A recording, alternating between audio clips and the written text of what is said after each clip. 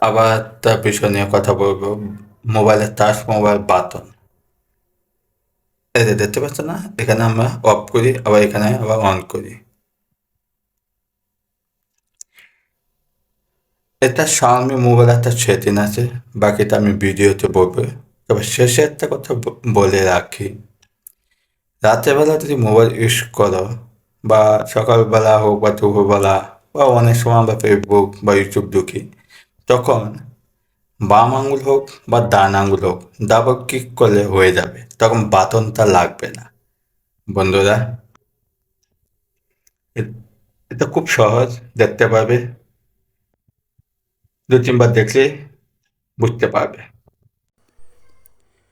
বন্ধুরা, আমার হাতে Xiaomi মোবাইল দেখতে পাচ্ছ।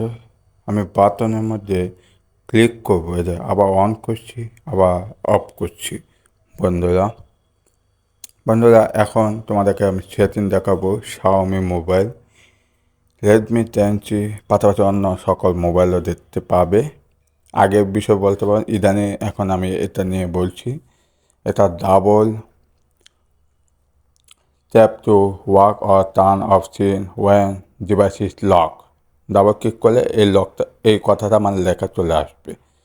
এর ছোট্ট একটা সেটিংস আছে, খুব সহজ। এটা করলে হয়ে যাবে। এই যে এখানে অফ ছিল, এখানে অন করে নিতে হবে বন্ধুরা। তারপর সেটা তোমার কাজ হয়ে যাবে। তখন আর বাটনটাকে করতে হবে না। এই যে আমি আঙ্গুল দিয়ে অন করছি, ডাবল করতে হবে, আবার হয়ে গেল।